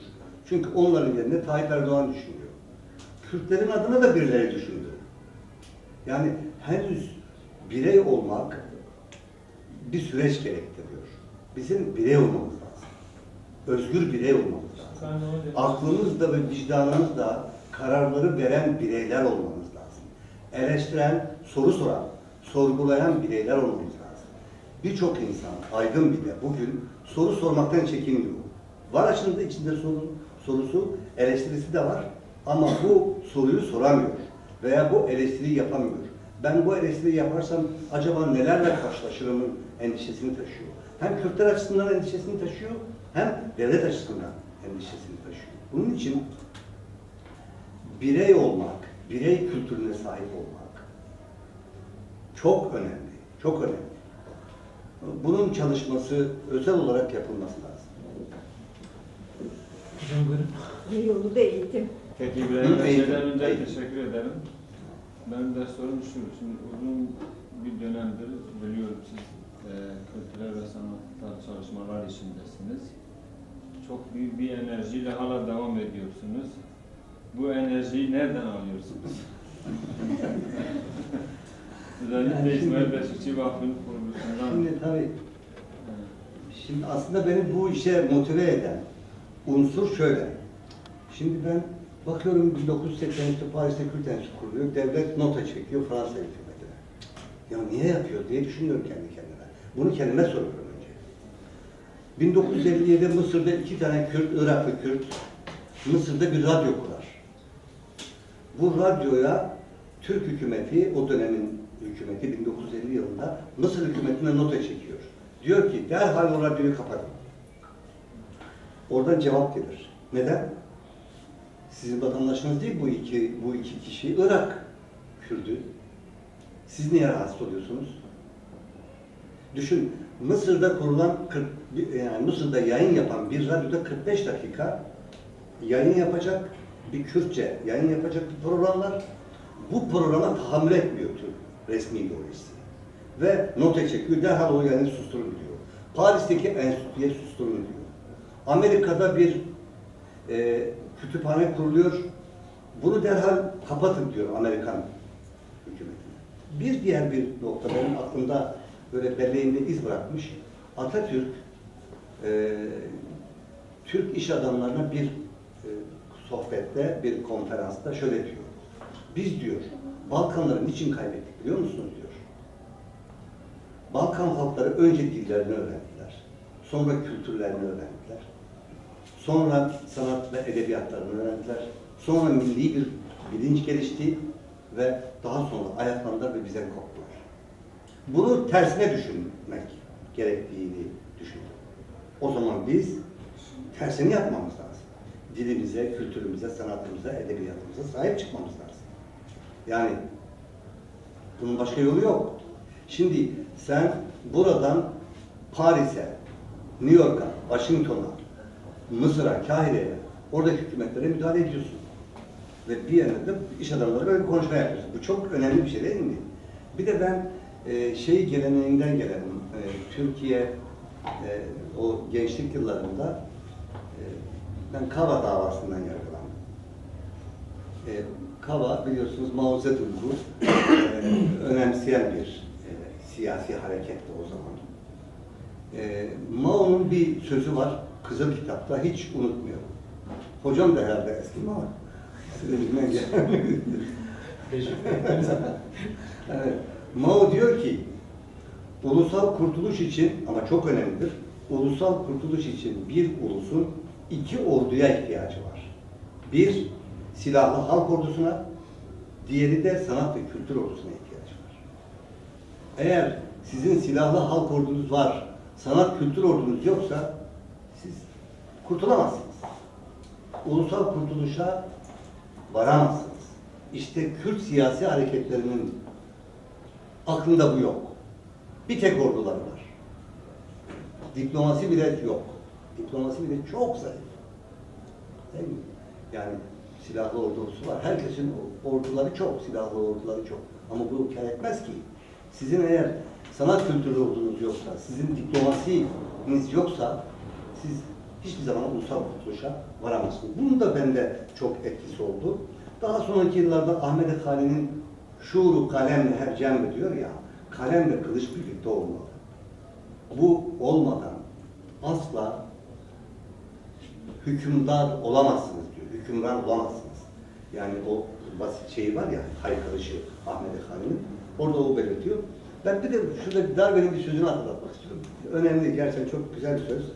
Darwin diyor ki, bilim ve sanat bir kuşun iki kanadı gibidir. Bu iki kanadı kullanabilen toplumlar uçar, özgür olur. Uçamayanlar ise tavuk olurlar. Tavuk toplum önüne atılan bir avuç yemi gagalarken arkadan yumurtalarının alındığının farkında olmaz. Çok önemli. Yani biz bilimde, sanatta, edebiyatta, kültürde ve en önemlisi Kürt Rönesansı'nın zamanı gelmiştir. Akademide. Bizim akademisyenlerimiz çok az. Bizim akademisyenlerimiz çok az. Yani biz gençlerimiz artık silahtan ziyade akademik alanda yetişmeli, uzmanlaşmalı diye düşünüyorum. Çok teşekkürler. Ben aslında bir sorudan ziyade bu aslında çok önemli ve çok kapsamlı bir konu. Yani sivil toplum eşittir, özgür birey. İşin doğrusu. Yani ideolojilerden, partilerden, devlet ya da örgüt fark etmez. Yani herkesten bağımsız iradesini kullanabilen ve o kişilerden bir araya gelip de eylem koyabilen insanlar. Ama ben şunu toplum aslında düşündüğümde, ben de mesela ilgi alanında sürekli okudum ve araştırdığım bir konu. Yani şöyle bir durumumuz var. Yani kaç yüzyıldır sürekli kılıçtan geçiren bir toplumun o beyni alınıyor ya. Yani sen nasıl mesela kafanı kaldırıp da böyle kendi iradeni kullanacak o özgür şartlara sahip değilsin. Bence o çok etkili. Evet, doğru. Kesinlikle bilinç olayı da mutlaka etken. Ben onda da hani derler hiçbir şey saf bir şeyden oluşmuyor. Yani birçok etkenden bir araya geliyor ve ortaya bir şey çıkıyor. Ama bizdeki en büyük etken benim en azından fikrim o. Sürekli yani bir tarafta örgütler, bir tarafta devlet, bir tarafta uluslararası siyaset yani üzerimizde hemen hesabı olmayan en ufak devlet Katar normalde bizde kaç kilometre uzak bir yer ama bizim kaderimiz hakkında söz sahibi sahip olan ve ölümümüz ya da kalımımız hakkında karar verme yetkisine sahipse ve benim ondan haberim bile yokken şimdi kişi olarak ben başımı kaldırdığımda hemen kırıcı vuruyor. Yani bizde zaten şöyle bir problem çıkmış. Bizdeki beyinler alınmış, tortular bırakmış. Beyinler alınmış, tortular bırakmış. Yani bir toplumun en kaliteli beyin insanlarını sen ortadan kaldırırsan ne kalıyor? Geriye. Zaten hani Kürt'e diyorsun ya, hazar bes hoda ben siyadar ki. Yani sonuçta sivil toplumu da bir toplumun hani yön veren de sonuçta bazı kendi bilmiş birey insanların önceliğidir. Yani bu niceliğe bakılmıyor. Tarihe yön veren nitelik. Yani çok az sayıda iyi insanlar bir araya geldiği, oluşturduğu, açtığı çığırlar. Mesela hani hep demokrasi derler ya, mesela Atina'ya bakıyoruz, Perikles. Örnek. Küçük bir site devleti ama dünyada örnek o. Ama o çok mu fazla, parmak sayısını geçmiyor. Şimdi Kürtler aslında ben öyle düşünüyorum. Yani sürekli yani kılıç atıldı mı geriye tuttu kalıyor. Doğru. Yani aslında Kürtler Orta Doğu'da bir cehennemin içindeler. Evet, aynı. Ve o cehennem ateşinin içerisinde bir vaha olmaya çalışıyor. Ona rağmen bile direniyor ki, Evet. ayakta kalmaya çalışıyor ki o bile çok olağanüstü bir irade. Evet, çok haklısınız. Evet, katılıyorum. Başka sorusu olan? Ben de hocama teşekkür ediyorum. Bana göre eksik kalan bir nokta var. Bahar'ın bahsettiği konuyla bağlantılı. Yani bir statü meselesi çok önemli. Yani eğer o statü meselesi olmasa ve senin içinde yaşadığın devletin demokratik yapısı olmasa gelişmeler olmuyor. Bahsedilen işte o kriz meselesi oluyor. Mesela hocam niye değinmedi ben merak ediyorum. Örnek anlamda yani 1900'lerin başında Türkiye'de işte Ermeniler, Kürtler sürgün edildiler başka yerlere. Mesela Kafkas'ta Kürtler oraya da gittiler ama oradaki var olan azınlık haklara verilen belli bazı haklar vardı ki orada şu da söyleniliyordu yani siz kendinizi ifade edin, işte biz size olanaklar tanıyalım, biz de dünyaya diyeceğiz ki işte biz kendi içimizdeki var olan haklara işte böyle davranış, işte bizim demokrasimiz de budur.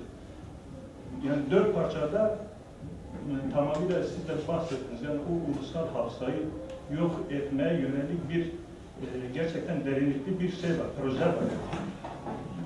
Bu ama orada bir bakıyorsunuz derim oradaki Kürtler işte derim okul okudular. Orada ilk film yapıldı, ilk alfabe mesela Araba Şanu'nun İshak Maragul'la ilgili beraber yaptıkları ilk yani o Harvard'dan da daha önceki bir alfabe. Romanlar yazıldı, orada gazete çıkarıldı, orada radyo çıkarıldı ve hepsinin temel merkezi Kürtlük, yani Kürdiyetlik. Şimdi insan böyle düşündüğü zaman yani bir yanda kendin olmak, diyelim ki Kürtlerin orada sağladığı gelişmişlik diğer halkların birçoğu sağlayamadı. Yani. Dolayısıyla biraz şeyle bağlantılı olduğunu düşünüyorum. Yani bir statünün olması gerekiyor. Sen direnebilirsin, bir şeyler yapabilirsiniz. Mesela hocam kendi mezunlardan falan bahsetti oradaki çalışmalar elbette ki çok önemli. Ama şöyle de düşünelim, mesela kendi mezunu biraz da bazı kişiler onu itekleyicisi olmasaydı belki de öylesi bir çalışma olmayabilirdi. Dolayısıyla şunu anlatmaya çalışıyorum. Yani devlet, yani içinde bulunduğumuz devletin yapısı çok önemli. Eğer o devlet seni hafızanı yok etmeye çalışıyorsa sen orada kendin olmak için direnirsin. Yani mesela bizim direnmemiz neyledir? En başta kim ne derse desin dille bağlantılıdır yani. Dil çok önemli. Orada dil, işte derim alfabe kuruluyor, o imkanı veriyor. İşte derim ki bizim krallarımız her şey toplanıldı yani. Çok dehşet bir arşiv var yani. Kürtlük, işte derim ki o insanlar 40 sene boyunca orada günde 8 saat çalıştılar. Yani bu çok önemli. Diğer bir boyut da hocam şeyden bahsetti, kütüphanelerin yok olması. Ben Ardağı Vesti, şimdi orada Ahmet Khan zaten orada yaşamış. Artı Ahmet Khan kütüphanesi de var. Bunu Celil Doğu Best'teki bir konferansta bahsetti, kaynaklarını da gösterdi. Ben şu an tam olarak hatırlamıyorum. Yine bir Ahmet Khan festivalindeydi. Şimdi onlar hepsi yok edildi. Bir de mesela şunu da görmemiz gerekiyor. Hocam siz şeyden bahsederken İshak Paşa Sarayı'nda aslında kurtarma bir şey yok hocam. Yani iyi bir incelenirse, mesela bu Fahrettin Kırcıoğlu'lar var. Kendisi de Farslıdır. Onların arkadaş grubu diyebilirim ki 70 sene, 80 sene İshak Paşa Sarayı'yla şunu işlediler. İşte Çıldır Bey, İshak Paşa Doğu Bey'e geldi, İshak Paşa Sarayı'na geldi. Dolayısıyla o İshak Paşa Çıldır Bey'in İshak Paşa'dır. Yani normalde 2 tane İshak Paşa yarattılar. Oysa öyle bir şey yok. Yani oradaki temel amaç şudur yani. Bu İshak Paşa Sarayı'nın Kürtlerle alakası yok. Yani vurgulanmak istenilen nokta budur yani. Oysa mesela bitiriyorum. Oysa mesela Behlül Paşa ile yapılan şeyler var, söyleşiler var. İşte Avrupalı gezginciler var. Gelip Doğu Paşa'da onlarla konuşmuşlar. İşte derim sarayın Kürtler tarafında yönetildiği kaç kişinin orada babadan oğula burada işte derim Kürtler adını olduğunu falan yazmışlar. Dolayısıyla şunu anlatmaya çalışıyorum yani. Mesela derim ki biz o Avrupalı gezgincilerin konuşmalarında sarayın 15 ile 20 sene arasında yapıldığını çıkarıyoruz. Ama onlara göre mesela bu Fahrettin Kızıloğulların ekibinin söylemlerine göre 99 yılda yapıldığıdır. Dolayısıyla bitiriyorum hocam. Şunu anlatmaya çalışıyorum. Yani senin yani devlet bir yandan sadece yıkmıyor yani. Bir de böylesi bir yanda çalışma yapıyor. Siz bugün restorasını bilmiyorum en son ne zaman gördünüz hocam? Gidin bakın biraz tepeye çıktığınız zaman sen dersin ya aşağıda ne güzel bir cami var. Yani getirdikleri nokta olur. Teşekkürler. Başka sorusu olan? İlhan Hocam. Ben de İbrahim abi yani biz Güney'in bağımsızlığını ben alkışlarım. Ancak her Kürt'ü överken doğrusunun yanında mutlaka eleştirimizi yapmamız lazım. Kürtler benim gözümden bir Kürt olarak mesela şu anda biliyorsunuz Rojava federasyon oldu. O Kürt Silahlı Hareketi'nin bir başarısıdır. Ama Rojava'nın ve Türkiye güneydeki Kürtlerin en önemli baskıcısı, düşmanı Türkiye Cumhuriyeti'ydi maalesef. Ve Cumhurbaşkanı bunu domine ediyordu. Cumhurbaşkanının da en büyük güvencesi yine güneydeki KDP'dir. KDP, bak KDP'nin Rojava'ya faydası da olmuştur. Özellikle Güney'in Başbakanı'nın Cumhurbaşkanı'yla özel ticareti vardır ve çok fazla yani negatif etkisi oluyor. Ben bunu ifade etmek istedim. Yani bir şey çok övmemek adına. İbrahim Hoca sanırım önemli iki tezden bahsetti. Bir tanesi Kürtlerin bütün siyasal hareketlerinin özellikle son 1990'ların sonra siyaseti kültürden önceledikleri, Kürt bilincinin kurumsallaşamadığı, ortak hafızanın kendileri tarafından da bir kurumsallaşmasının olmadığını söyledi. Bunun sorumluluğunu da büyük ölçüde sanırım iç dinamiklerden ne Kürt burjuvazisinin sermayedarlarının ne de Kürt aydınlarının bu konuda üstüne düşen görevlerini yerine getirdiğini özellikle altını çizdi. Sanırım bu iki önemli tez çok önemliydi. Hani Kürt kurumlaşması neden süreklilik kazanamıyor, neden diğer Kürt kurumlaşmaları gibi daha yaygınlaşamıyor. Hocam şeyden bahsetti, dergilerden. Jön Türklerin tarihine bakın. Budapeşt'ten şeye kadar, Kazakistan'a kadar, oradan Cenevre'ye kadar yığınla dergi var. Dünyanın her tarafında bir örgütlenmeleri var. Onların yanında Kürt dergilerinin Kürt kurumlaşmasının devede kulak kalır gerçekten. Hani bunun sorumluluğunu mesela siz bir şeyden daha bahsettiniz. Hani illaki şeyi beklememek lazım. İşte devletin yok. O yüzden bu kurumları da geliştiremiyorsun anlamına gelmiyor. Özellikle siz diasporanın, işte Paris Kürt Enstitüsü'nün, Brüksel Kürt Enstitüsü'nün, Berlin'deki Kürt Enstitüsü'nün şeyine önem verdiniz. Ya da Kahire'deki bütün bu kurumların. Evet, diaspora önemli. Devlet olmadan da bir örnek var mesela hem Yahudiler hem de Ermeniler diasporada çok önemli kurumlaşma gerçekleştirdiler ve kültürlerini devam ettirdiler. Sanırım o konuda Kürtler biraz zayıf. Hocam bunu da ne Kürt burjuvasinin ne de Kürt aydınlarının yeterli sorunun yerine getirmediğini söyledi. Evet. Ben şöyle söyleyeyim. Tabii ki Kürtler statü sahibi olmadan soykırımlardan kurtulamazlar. Kendi dillerini, kültürlerini özgürce geliştiremezler. Güvenlik içerisinde olamazlar. Her zaman böyle vahşi bir örgüt çıkar, vahşi bir devlet çıkar. Ki bizi de hep Müslümanlar zaten katlediyor. Bu da bir gerçek. Hep Müslüman devletler Kürtleri katlediyor, soykırıma uğratıyor. Onun için Kürtlerin bir statüye sahip olması lazım. Bir devlete sahip olması lazım. Benim dileğim, arzum budur. Tabii koşullar neyi getirir? Güney Kürdistan bağımsız olmasını isterim. Rojava Kürdistan'ın federal olmasını isterim.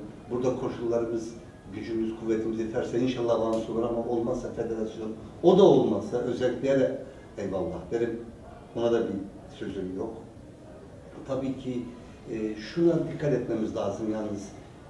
Aydın da önce birey olmalıdır. Bakın, aydın özgür birey olmazsa aydın olmaz. Yani biz beynimizi bir siyasi merkeze bağlarsak birey olmayız ki. Biz de modern ümmet oluruz. Modern kul oluruz. Başka bir şey olmayız. Onun için biz aklımız ve vicdanımızla düşünmeli. İlle de bir siyasi merkezden ya da çevremizdeki bir merkezin emir ve talimatları veya onların söyledikleri kavramlar üzerine düşünce üretmek değil, kendi aklımız ve vicdanımızla düşünce üretmeyi öğrenmeliyiz ve öyle yapmalıyız. Bu anlamda da bence Kürt aydını önce Kürt aydını birey olmalı ve bunu yaparken de vicdanlı olmalı, milli olmalı, Kürtlerin bir tarafını eleştirirken diğerini kayırmamalı, bütün hataları eleştirmeli, yapıcı eleştirmeli, tahrip etmemeli, yıkmamalı, ittifakı savunmalı, eksiklerini eleştirmeli, olumlu yanlarını da desteklemelidir. Yani KDP'yi komple suçlamak, PKK'yı komple suçlamak ya da diğerlerini komple suçlamak bir Kürt aydını asla böyle bir davranış içerisinde olmamalı. Hepsinin eksikleri, zaafları var. Hepsinin hataları var. Bu eksikleri ve zaaflarını biz cesaretle dillendirirsek aydın oluruz. Biz bunu söylersek acaba bize ne derler dersek aydın olamayız. Birey olamayız. Aydına bakın birey olamayız. Bu anlamda vicdan, adalet bizim düsturumuz olmalı. Size çok teşekkürler. Ben hocaya teşekkürler. Başkan seminerinde görüşmek üzere. Görüşmek üzere.